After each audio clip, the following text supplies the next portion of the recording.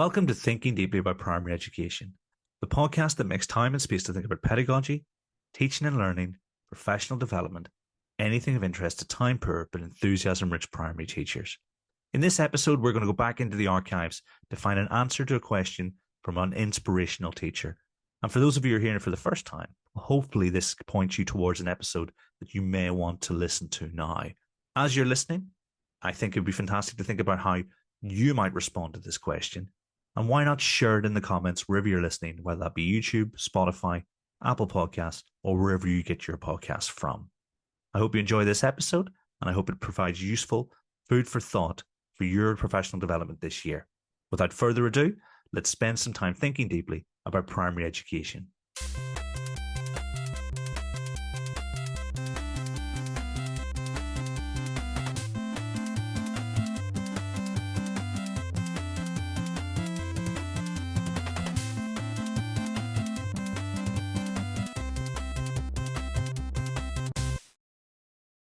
Do you report the results of these tests to pupils or parents? And if so, what form does this take?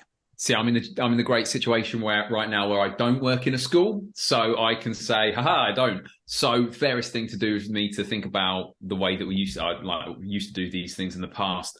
Generally, no is the answer. We don't report these things. We might talk about, we obviously use these to inform conversations about where pupils are at, parents' evening, reports, this kind of stuff. But it would be a rare case where I'd be saying your child is has a reading age according to this summative assessment of 9 years and 3 months, and they are actually 9 years and 7 months, which means yada yada yada. Very rarely would I be reporting that stuff directly to parents. The exception to that would be SATs, because parents are that much more invested in those results. So we tend to share those as soon as they're received. Don't know if that's different at your place, Lloyd, or anywhere you've worked. No, I think that's the same. I think you legally have to report the SATs, don't you? Do you have to give them the scaled scores? I think you're not allowed not to, I think. There's a slip that gets printed out from... Yeah, from the DFE. You generate it via the... Oh, that was a whole... The DF. I've just had awful flashbacks of the DFE Hull music. That gives me PTSD. So I can't. It's invoking awful memories for me of like hours sitting in the office trying to get through to somebody. Anyway. But yeah, no, we're with you 100% on that, Chris. Like we wouldn't give out the scores of summative assessments. We like I say, we obviously would use those in pupil progress discussions and to look at it as a signal built up with other things, the knowledge from the teacher, all the other attendance, all the other bits and pieces that we would say, the feed into to give a signal of where a child is with a particular subject. But no test's perfect, and I think it's really important to remember that. And I think it's important that what we can't do is stop a child going home and saying, "Yeah, I did this on a test," or I got this, or this went well, this went bad. We can't hide it from parents. They know they've sat tests, so I think it's you can't shy away from that. But what you can do is try. What I would suggest potentially is do what I've just said there and explain to them, that tests are problematic by their very nature, and performance versus learning and this whole and this whole side of things, and try and explain that maybe in layman's terms to a parent, just say it's not that they don't matter, they do matter, they feed in. But again, to use the analogy that I think it's Jamie Pembroke uses in terms of that signal through the noise. So yeah, that's probably where I'd sit on that. I mean, one of the things about them, in terms of validity and reliability and stuff, is the idea that sometimes there can be no stakes for pupils. And obviously, if there are no stakes, well, I'm not going to bother. Is there ever a situation where you sit down and say, look, you've scored 4 marks in this test. We know you know more about mathematics than this would suggest. Would you ever use that as a motivational tool? To say, you're much better than this. I don't know if I'd phrase it in those exact words. I've certainly asked children to sit a test again because they weren't in the right frame of mind, because something, you realise afterwards that you realise at the end of that day that they've not been well. There are all kinds of circumstances where I've said to, actually give this another crack.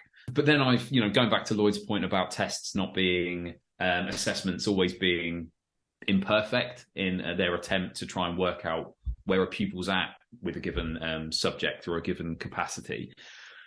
You can do that, but you then have to bear in mind that, okay, they've probably already seen this test. This means they've had a little bit of extra time on it and this kind of stuff. So you might then adjust. There are exceptions to the, not tending to inform parents. Again, as Lloyd says, we're not hiding this stuff. If a parent says to me at the start of the year, I know my kid's going to do loads of assessments. I really want to know how he's getting on with them or how she's getting on with them. Fine. I'm happy to communicate it if asked. But as Lloyd says, big effort is going to be made to say, bear in mind that these are, these aren't going to give you a particularly accurate picture. It's perfectly possible for a child for it to look like, on the basis of a single test, like they've not made progress, just as it's possible for it to look like a child has made ridiculous progress. So, yeah, you have to, if you do have a parent or carer who asks that stuff, you've got to get in early and say, bear in mind that this could show incredible progress or reverse progress because, it's one data point. And there is a lot of, to use your phrase, or to use James Pembroke's and other people's phrase, there's a lot of noise in that signal. I think I'm going to play devil's advocate a little bit on that. I know you said about potentially getting in early and saying if they've requested it.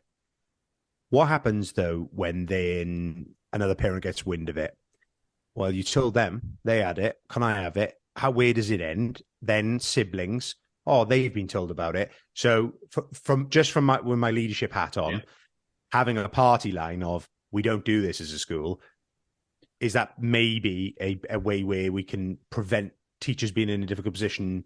Because, well, you said they did it. I actually had experienced that at my previous school. I had a teacher give back a paper to a parent to go through because they requested it and said, I'd like to go through the mistakes. Noble, very, great parental engagement.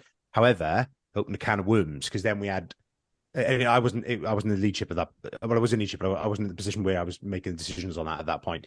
And I saw it unfold in a bit of a nasty, it got a bit ugly. So I'm not sort of I get where you're coming from. Yeah. I get where you're coming from. I would say if you have a consistent position on it as a school, obviously as a teacher, stick to it. If that position isn't clear, or if the position is, if parents ask for test results or test papers that kids have done, if as a school your position is, if they ask for it, they're entitled to it, then stick to that. So it might be one of these situations where if a parent asks, you go to a member of SLT first and say, actually, but generally it's pretty rare that, from my experience, the parents want the detail on this stuff. And if you feed it back, let me give you an example. If a parent then came to me and said, well, you've given that information to that parent, why haven't you given that to me? The simple response is, here you go. If you ask, you can have. I'm not, as long as it isn't something that's kind of generating large amounts or any work for the teacher, then if it doesn't kind of contradict a school policy that says otherwise, I don't see a problem with them going, no, I'm happy to feed that back. You can always caveat that with, the reason why we don't tend to feed it back is the same reason I gave to this other parent or carer, which is we don't think that as individual results, it actually is a particularly useful thing. The reason it's useful to us is it gives us views across a whole cohort. It gives us views across a whole year group, across a whole school, which is where we get a more reliable way of looking at things. So, again, as I say, if there's a consistent school policy, stick to it. If there isn't, it might be worth asking SLT. But if in doubt, my view is it's not a piece of information that I'd be that worried about about sharing with parents. Yeah, it could be one, depending on your demographic. I think that could be the that's situation. A good point. I imagine in a private school, you would be like, we feed this back to everyone or no one. Shut the door on that. It's why I raised it, because my current school versus my previous school demographic are very different. So no, I get that. Yeah, I get that. That might just be me revealing the context that I've worked in.